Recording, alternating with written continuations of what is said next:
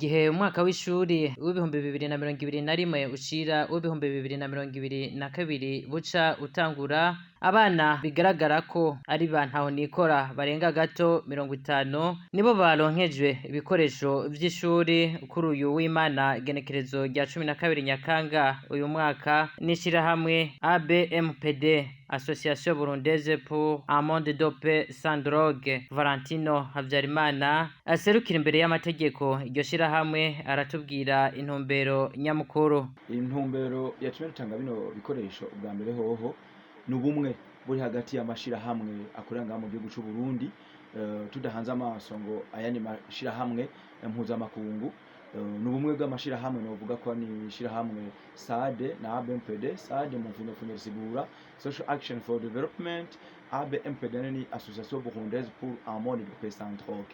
Iyi SADE rero niyo yashoboye gutanga uburyo kugira ngo ABMPD ishobore gufasha abana yidentifier abana b'imfuvyi. Mwabonye ko ari abana badafite chef ca ruguru, abana bitokunze ko ashobora gusubira ku mashure.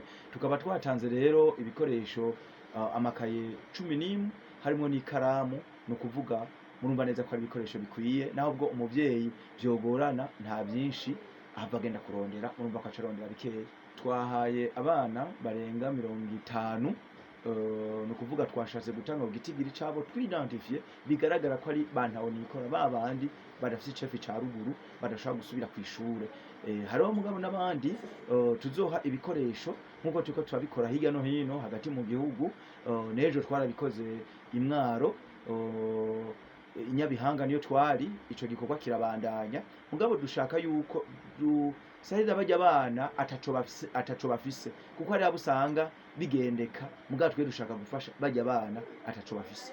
Bamwe muri abo bana baronkejwe ivyo bikoresho vy'ishuri barashima cane, bagashimira abitanze kugira ivyo bikoresho biboneke kuko biza gusahiriza abavyeyi babo narirya uburyo mu kino gihe busa n'ubugoye. Turashimira nk'abitanze kugira kuturonderera ivyo bikoresho byo kw'ishuri.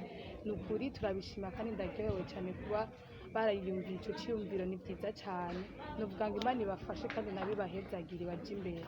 Umunsi kweri ndanezerewe cyane, nko mu mwaka uheze narabuze ibikoresho by'ishuri nkaza ndasiba amayentiro kubera atavyofise twimuyemo. Mwomenya kandi ko muri abo bana bose umwana umwe yashoboye kuronka amakaye agera ku 11 harimo n'amakaramu agera kuri 2 bikazobafasha muri uyu mwaka w'ishuri ugiye gutangura.